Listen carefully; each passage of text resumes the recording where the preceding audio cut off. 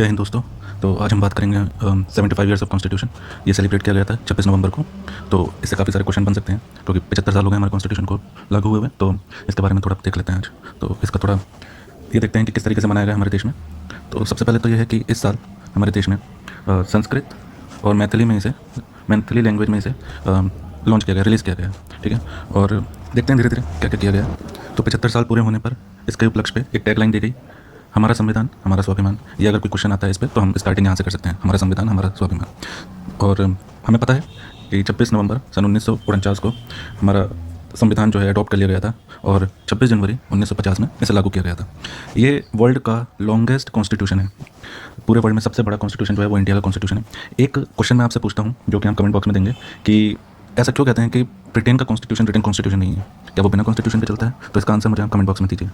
अब हम इसके सेलिब्रेशन के बारे में देख लेते हैं कि जब इसका सेलिब्रेशन हुआ तो क्या क्या चीज़ें हुई, गवर्नमेंट ने क्या क्या चीज़ें लॉन्च की। तो देखते हैं। पहला है एक स्पेशल डेडिकेटेड वेबसाइट बनाएगी जो कि constitution75.com के नाम से है। इसमें हमें जितने भी सिटीजन हैं हमारे इंडिया के उन्हें कॉन्स्टिट्यूशन के बारे में अवगत किया जाएगा अवेयरनेस के लिए, और उसकी क्या इंपॉर्टेंस है उसके लिए एक डेडिकेटेड वेबसाइट लॉन्च की गई है। फिर दूसरा फीचर है कि गवर्नमेंट ने एक कैंपेन लॉन्च की जो था कि प्रेम्बल को पढ़ते हुए एक वीडियो रिकॉर्ड करनी है, फिर उसे अपलोड करना है वेबसाइट पे, और फिर उसके बाद आपको एक सर्टिफिकेट भी मिल जाएगा। तीसरा फीचर है सेलिब्रेशन का कि कॉन्स्टिट्यूशन जो है वो मल्टीपल लैंग्वेज में अपलोडेड है वेबसाइट पे, अलग अलग लैंग्वेज में, जैसे इस साल मैथिली और संस्कृत में रिलीज़ किया गया, ठीक है। और चौथा फीचर सेलिब्रेशन का ये है कि हमें जो कॉन्स्टिट्यूएंट असेंबली की डिबेट थी और रिपोर्ट्स थी उन सबको पढ़ना चाहिए, कमिटीज़ और ये सब क्या क्या बोला गया था, किस किस चीज़ों पर डिबेट हुई थी, तो ये सारी चीज़ें हमें पढ़नी चाहिए थी। पांचवा फीचर है कि एक नो योर कॉन्स्टिट्यूशन AI बनाया गया जिससे हम कुछ भी क्वेश्चन पूछते हैं तो वो आपका आंसर कर देता है। तो ये 5 फीचर्स हम देख सकते हैं कि सेलिब्रेट करने के लिए गवर्नमेंट ने लॉन्च की थी। एक चीज़ और नोट कर सकते हैं कि गवर्नमेंट ने कॉइन और स्टैम्प रिलीज़ किए हैं 75th anniversary of adoption of constitution of India के लिए, ठीक है। ये 6 फीचर्स आप याद कर सकते हैं, अपने आंसर राइटिंग में इंक्लूड कर सकते हैं। अब हम देखते हैं कुछ फैक्ट जो कि गवर्नमेंट ने बुकलेट लॉन्च की थी, उसमें 75 फैक्ट्स हैं कॉन्स्टिट्यूशन के बारे में, वो हम देखते हैं क्या क्या फैक्ट्स हैं जो गवर्नमेंट ने अपनी एक बुकलेट में जारी किया। तो सबसे पहला फैक्ट तो हमें यही याद रखना है कि जो कॉन्स्टिट्यूशन है वो अडॉप्ट हुआ था 26 नवंबर 1949 में। दूसरा ये है कि स्टार्टिंग में जो टोटल मेंबर थे वो 389 मेंबर थे, फिर 292 जो थे वो इलेक्टेड थे प्रोविंशियल लेजिस्लेटिव असेंबली से, 93 जो है इंडियन पेंसिल स्टेट से थे, और 4 चीफ कमिश्नर प्रोविंस से थे। ये नंबर आपको याद रखने, ये पूछे जा सकते हैं। 389 टोटल मेंबर थे, 292 इलेक्टेड थे, 93 इंडियन पेंसिल स्टेट से थे, और 4 चीफ कमिश्नर प्रोविंस से थे। उस मेंबर जो थे वो चूज़ किए गए थे इनडायरेक्ट इलेक्शन के से, as per cabinet mission recommendation. ये भी बहुत इंपॉर्टेंट फैक्ट है कि सारे के सारे इनडायरेक्ट इलेक्शन से आए थे। तो इनॉग्रल सेशन देख लेते हैं। पहला सेशन कब बैठा था? 9 जनवरी 1946 को पहला सेशन बैठा था, और इसे हम कहते हैं संविधान सदन, ठीक है। और सचिदानंद सिन्हा प्रेसिडेंट है, इंटरिम प्रेसिडेंट। दूसरा क्वेश्चन मेरा ये है कि सचिदानंद सिन्हा को ही क्यों इंटरिम प्रेसिडेंट चुना गया? इसका आंसर आप मुझे कमेंट बॉक्स में दे सकते हैं, बहुत इंपॉर्टेंट है इसका फैक्ट भी। आप गूगल कर सकते हैं और AI से पूछ सकते हैं, कुछ भी करिए। आप मुझे कमेंट बॉक्स में बताइए कि डॉक्टर सचिदानंद सिन्हा को ही क्यों इंटरिम प्रेसिडेंट चुना गया, ठीक है। फिर 11 दिसंबर 1946 को राजेंद्र प्रसाद को परमानेंट प्रेसिडेंट बना दिया गया कॉन्स्टिट्यूएंट असेंबली का। लेट्स सी पार्टीशन के बाद क्या क्या चेंजेस हुए। तो माउंटबेटन प्लान जो है 3 जून सन 1947 में आया, जिसने सेपरेट कॉन्स्टिट्यूएंट असेंबली बना दी पाकिस्तान के लिए, ठीक है। इस सेपरेशन के बाद हमारे जो मेंबर थे वो 299 हो गए। असेंबली की जितनी मेंबरशिप जो थी वो 299 हो गई। और पहले कितनी थी? 389। पहले थी 389, फिर सेपरेशन के बाद 299 हो गई, ठीक है। तो अब देखते हैं डॉक्टर अम्बेडकर कहाँ से चुन के आए थे। तो डॉक्टर अम्बेडकर स्टार्टिंग में बॉम्बे प्रेसिडेंसी से इलेक्शन लड़े थे, जो कि वो हार गए थे। फिर बाद में वो बंगाल से लड़े और वो भी हार गए। फिर बाद में कांग्रेस पार्टी ने उन्हें नॉमिनेट किया बॉम्बे प्रेसिडेंसी से, तब जाके वो कॉन्स्टिट्यूएंट असेंबली का मेंबर बने। अब सेपरेशन के बाद आप देखिए 299 मेंबर्स में से 229 जो थे वो इलेक्टेड थे, 12 जो थे वो इंडियन प्रोविंसेस से थे, 70 नॉमिनेटेड थे, और 29 प्रिंसली स्टेट से थे, ठीक है। ये भी फैक्ट थोड़ा याद रखिए। एक बहुत इंपॉर्टेंट फैक्ट है जो कि एग्जाम में जहाँ तक चांसेस है पूछा जा सकता है, बहुत ज़्यादा चांसेस है पूछा जा सकता है कि कॉन्स्टिट्यूएंट असेंबली में 15 वीमेन थी। इनके बारे में हम आगे बात करेंगे, इंपॉर्टेंट वीमेन के बारे में, वो कहाँ से इलेक्टेड थी और उनका क्या रोल था उसके बारे में हम देखेंगे।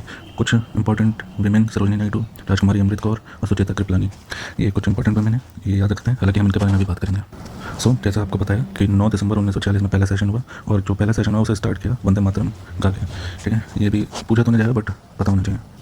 अब हम अपने नेशनल फ्लैग के बारे में थोड़ा देख लेते हैं कि इसे जो अडॉप्ट किया गया था, जो कि प्रेजेंट जो इसका सिंबल्स हैं और जो कलर्स हैं एज इट इज जो हमने अडॉप्ट किया था वो 22 जुलाई सन 1947 में अडॉप्ट किया गया था कॉन्स्टिट्यूएंट असेंबली के द्वारा।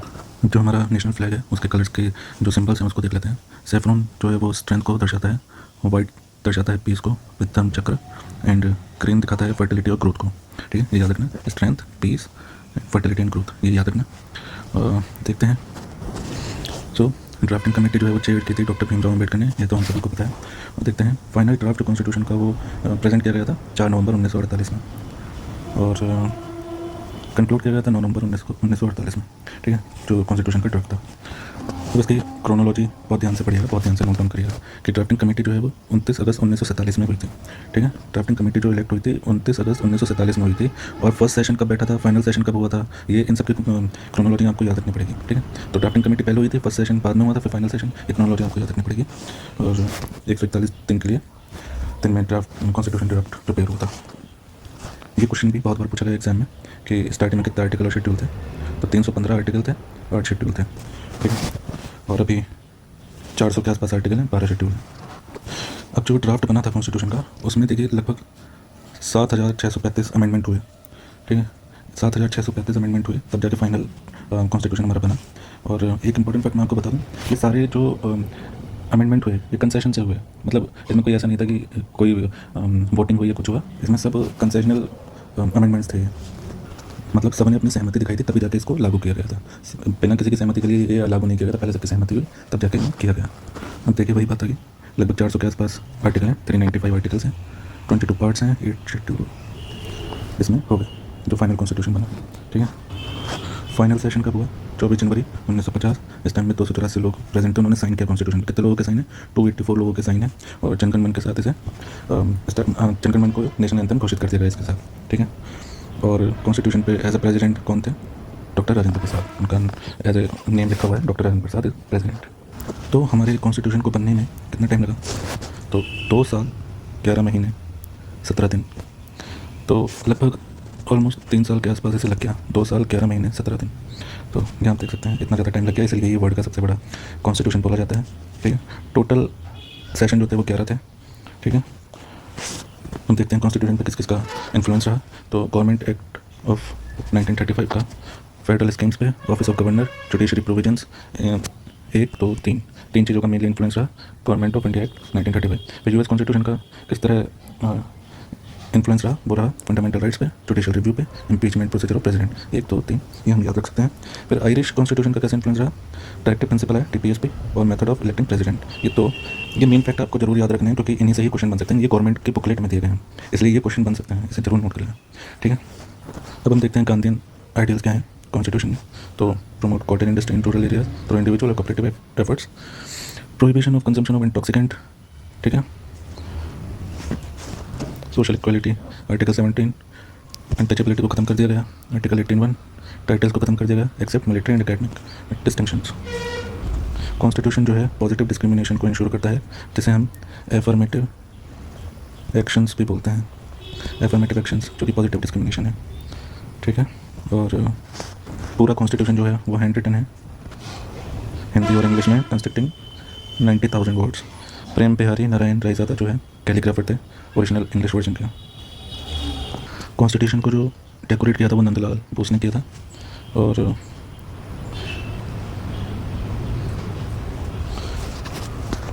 हमारी जो ओरिजिनल कॉपीज़ हैं कॉन्स्टिट्यूशन की वो हीलियम फिल्ड केसेस में बंद है, ठीक है। ये बहुत इंपॉर्टेंट है, हीलियम फिल्ड केसेस, मतलब कोई बॉक्स है उसके अंदर हीलियम फिल्ड की हुई है ताकि वो डिस्ट्रॉय ना हो सके, तो ये भी हमें याद रखना है।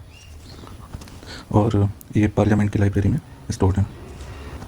हमारे देश के जो पहले जनरल इलेक्शन जो थे देश के, वो 25 अक्टूबर 1951 से फरवरी 1952 तक चले, और ये कॉन्स्टिट्यूशन के तहत ही ये इलेक्शन हुए। तो ये कुछ फैक्ट्स थे हमारे कॉन्स्टिट्यूशन के बारे में। अब हम कुछ हिस्ट्री के बारे में पढ़ लेते हैं कॉन्स्टिट्यूशन की, कितनी वीमेन थी, क्या हुआ, कैसे हुआ, वो हम देख लेते हैं। तो 299 में से हमारे जो मेंबर थे उनमें से 15 वीमेन मेंबर थी, ठीक है। तो कुछ इंपॉर्टेंट वीमेन हम देख लेते हैं जिनके बारे में जनरली कोई चर्चा नहीं होती। तो पहली बात करते हैं अम्मू स्वामीनाथन, ठीक है। ये केरला से थी, ठीक है। और इन्होंने जो रोल है, ये strongly oppose the restriction imposed on widows.